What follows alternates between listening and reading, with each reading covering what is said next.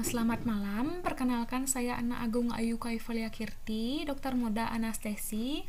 Saya akan menjelaskan sedikit mengenai general dan spinal anestesi. Nah, sebelum menjelaskan lebih lanjut, saya akan menjelaskan sedikit mengenai anestesi. Jadi, anestesi itu merupakan kata yang berasal dari bahasa Yunani yang terdiri dari dua kata, yaitu an yang berarti tidak, anestesi berarti rasa atau sensasi. Sehingga anestesi merupakan suatu keadaan mati rasa yang dialami oleh pasien yang bersifat sementara dan akan kembali lagi. Sedangkan reanimasi ini terdiri dari dua kata juga, re yang berarti kembali, animasi yang berarti gerak atau hidup. Jadi reanimasi ini merupakan ilmu yang mempelajari tentang mempertahankan hidup atau kehidupan pada pasien yang mengalami kematian akibat obat-obatan anestesi. Nah, anestesi ini terdiri dari trias anestesi, di mana pada pasien anestesi umum itu akan terjadi tiga keadaan, di mana yang pertama terjadinya hipnosis atau tidak sadarkan diri pada pasien atau sering disebut dengan sedasi. Dilanjutkan dengan pasien akan mengalami analgesi atau bebas dari nyeri, dan pada pasien akan mengalami relaksasi otot, terutama otot lurik. Nah, tahap-tahap anestesi dibagi menjadi 4, dimulai dari stadium pertama hingga stadium 4, di mana stadium 1 sering disebut stadium induksi atau eksitasi pulentir, stadium 2 stadium eksitasi inpulentir, stadium 3 stadium pembedahan atau operasi, dan stadium 4 paralisis medula oblongata atau overdosis.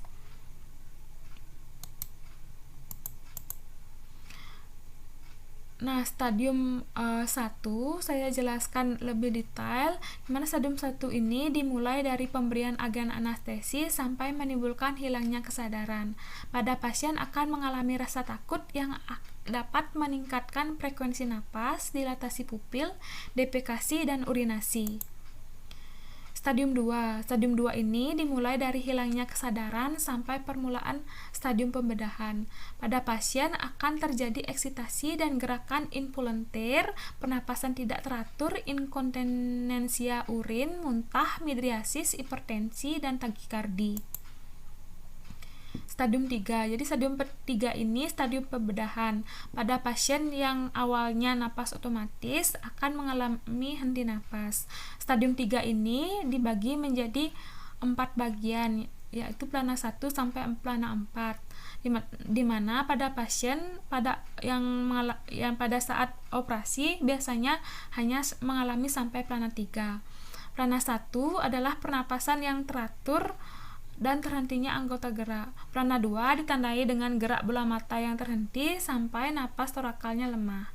Plana 3 ditandai dengan napas torakal lemah hingga napas torakal berhenti. Pupil akan mengalami dilatasi dan relaksasi otot.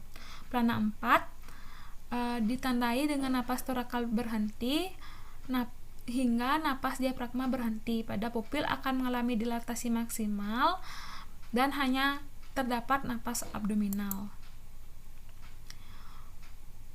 Yang selanjutnya stadium 4. Stadium 4 ini sering disebut paralisis medula oblongata atau overdosis, ditandai dengan paralisis otot dada, pulsus cepat, dan pupil dilatasi. Bola mata menunjukkan gambaran seperti mata ikan karena kehilangan sekresi air mata. Jenis-jenis anestesi. Jadi jenis-jenis anestesi ini bisa dibagi menjadi 3. Yang pertama anestesi umum, anestesi regional, dan anestesi lokal. Dimana anestesi umum ini akan melibatkan tidak sadarnya pasien. Pada anestesi umum ini dapat diberikan melalui intravena, inhalasi, ataupun balance anestesi, di mana balance anestesi ini merupakan kombinasi intravena dan inhalasi. Yang kedua anestesi regional, di mana memberikan efek mati rasa pada saraf yang menginervasi region tertentu pada pasien masih dalam keadaan sadar. Biasanya anestesi regional ini dilakukan dengan memberikan melalui injeksi anestesi lokal pada spinal atau epidural atau plexus maupun Bierce block. Yang ketiga yaitu anestesi lokal. Anestesi lokal ini memberikan efek mati rasa pada bagian tubuh atau sekitar lokasi yang terbatas. Pada anestesi lokal ini pasien masih dalam keadaan sadar. Nah, selanjutnya saya akan membahas tentang general anestesi. Jadi, general anestesi merupakan suatu keadaan tidak sadar yang bersifat sementara yang diikuti oleh hilangnya rasa nyeri di seluruh tubuh akibat pemberian obat analgesi. Jadi, general anestesi ini akan mendepres sistem saraf pusat yang akan menyebabkan penurunan kesadaran. Nah, general anestesi yang ideal itu biasanya akan bekerja cepat, induksi dan pemilihannya baik, cepat mencapai anestesi yang dalam, batas keamanannya lebar, dan tidak bersifat toksik. Nah, kapan digunakan general anestesi tersebut? Jadi, general anestesi tersebut digunakan pada bayi dan anak-anak, pasien gelisah, tidak kooperatif, dan terjadi disorientasi, posisi operasi miring, tengkurap, duduk, dan ditotomi. Biasanya ini menggunakan anestesi umum endotrakea, pembedahan yang lama. Nah, namun pada gangguan fungsi kardiorespirasi berat, sedapat mungkin menghindari penggunaan anestesi umum. Nah, pada operasi, sebelum melakukan operasi, pentingnya dilakukannya premedikasi. Jadi premedikasi ini merupakan suatu tindakan untuk memberikan rasa nyaman, tenang, dan obat-obatan sebelum melakukan induksi anestesi. Jadi ada dua pendekatan premedikasi yang bisa dilakukan, yaitu pendekatan farmakologis dengan memberikan obat-obatan 1-2 jam sebelum operasi, dan yang kedua itu pendekatan non-farmakologis atau fisiologis.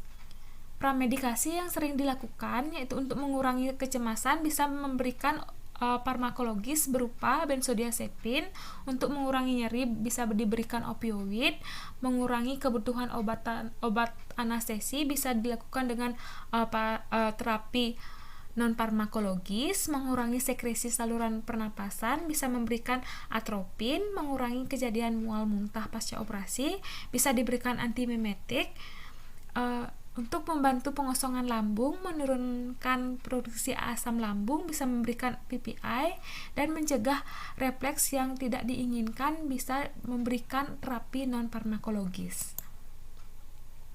Nah, obat-obatan untuk induksi anestesi ini terdiri dari 3 macam sesuai dengan trias anestesi yang berfungsi sebagai analgesi, sedasi, dan relaksasi otot. Untuk obat-obat hipnotik atau sedasi bisa dibedakan berdasarkan cara pemberiannya, yaitu secara intravena dan inhalasi. Untuk intravena ada beberapa jenis obat seperti tiopenton, propofol, etomidate, benzodiazepin, dan ketamin.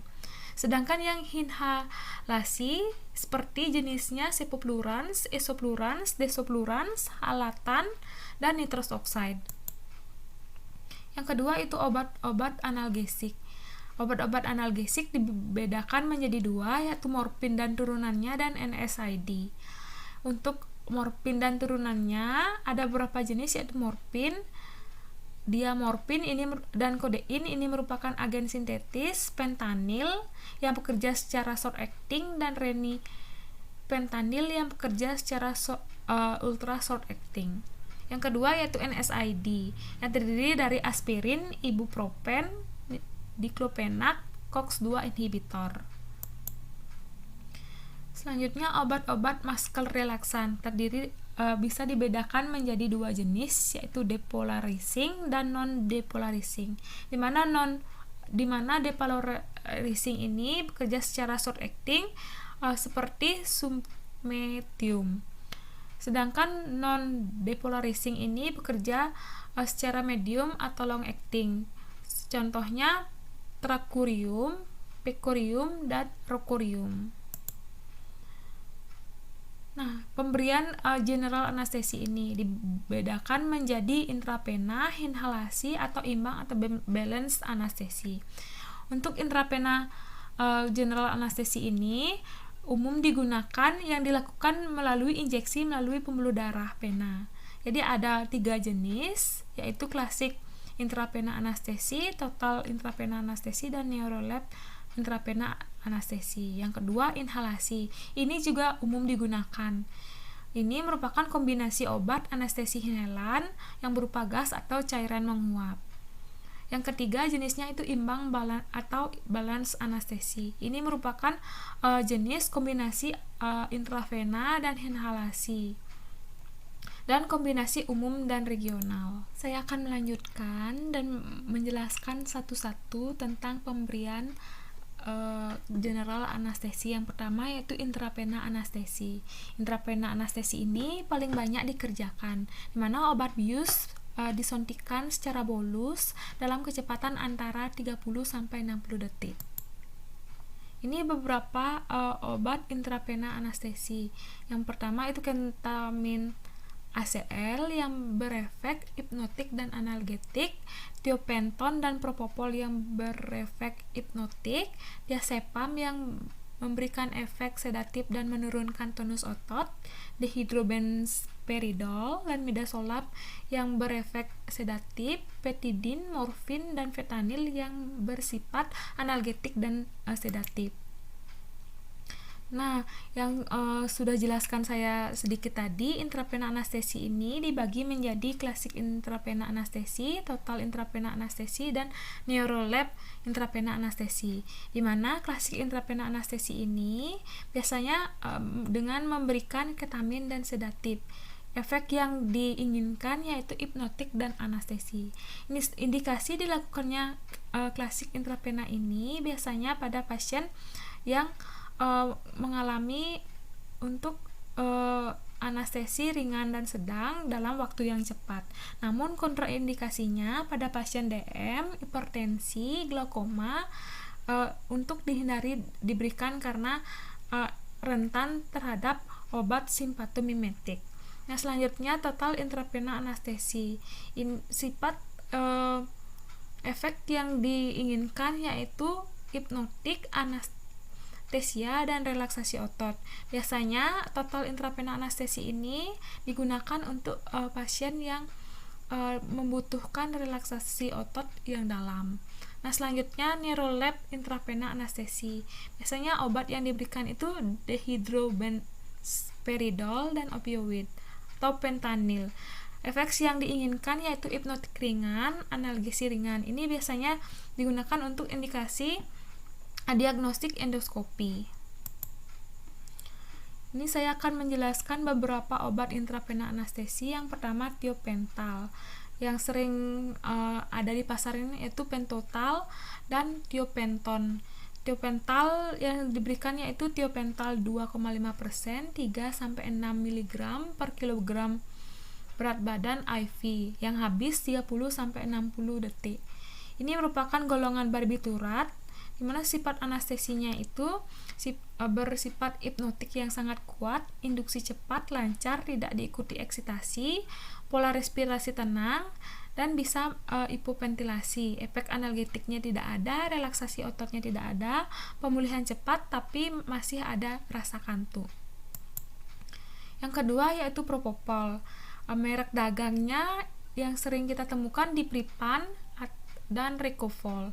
Dosis induksinya yaitu propofol 2 sampai 2,5 mg per kilogram berat badan IV. Sifat anestesinya ini hipnotik, induksi cepat yang bersifat rapid acting, efek analgetiknya tidak ada, relaksasi ototnya tidak ada, antiemetiknya ada, dan kelebihannya pada propofol ini kerjanya lebih cepat dari tiopental, konfusi pasca bedahnya minimal, mual muntah pasca bedahnya minimal.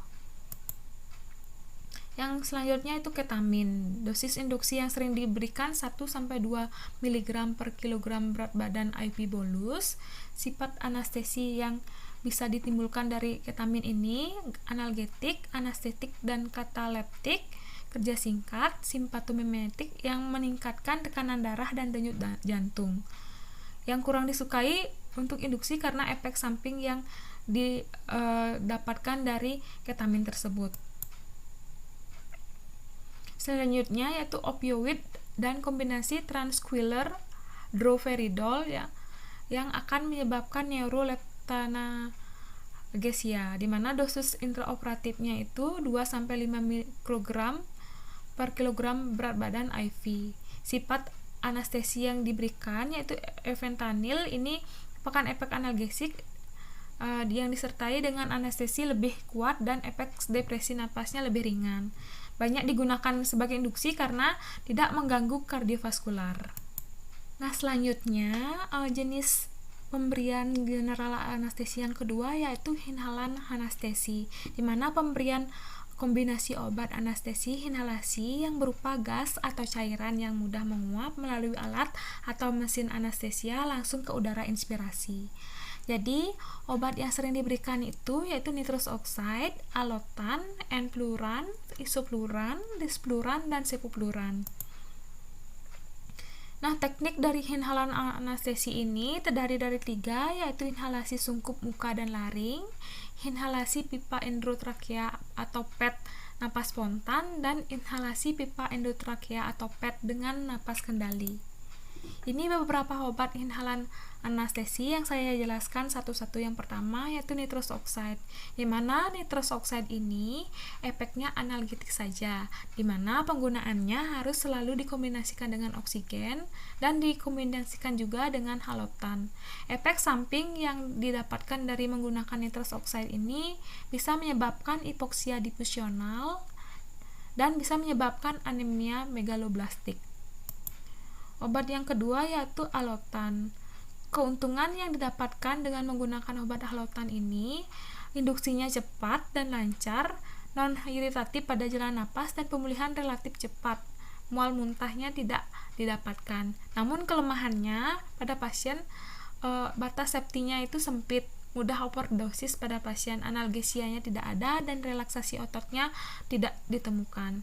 Namun untuk kontraindikasinya pada pasien gangguan fungsi hati atau hepatotoksik, operasi kraniotomi yang akan dapat meningkatkan TIK pada pasien. Yang obat yang ketiga yaitu enfluran. Keuntungan yang didapatkan dengan menggunakan obat enfluran ini itu tidak iritatif, berbau warum, lebih stabil, dan induksi lebih cepat dari halotan. Klinisnya itu efek hipnotiknya itu positif, terdapat efek analgesia dan terdapat efek relaksasi otot. Namun efek sampingnya ini dapat menyebabkan hepatotoksik dan gangguan fungsi ginjal. Kontraindikasi pada obat enfluran ini pada pasien epilepsi. Obat yang selanjutnya itu isofluran. Klinisnya ini untuk isofluran ini dapat memberikan efek hipnotik, analgetik, dan relaksasi otot. Namun dapat menyebabkan iritatif pada jalan napas. Selanjutnya, obat selanjutnya itu desfluran. Ini berefek hipnotik, analgetik, dan relaksasi otot. Kelebihannya ini mudah menguap, namun kontraindikasinya disarankan tidak diberikan pada pasien hipovolemia, hipertermia maligna, dan hipertensi intrakranial. Selanjutnya obat sevofluran. Jadi obat sevofluran ini berefek hipnotik, analgetik, dan relaksasi otot, dan induksi dan pemulihannya ini lebih cepat. Keuntungan pada obat sevofluran ini biasanya tidak iritatif, dapat digunakan pada bayi atau anak yang tidak kooperatif. Namun kontraindikasinya ini tidak disarankan diberikan kepada pasien hipovolemia, hipertermia maligna, dan hipertensi intrakranial.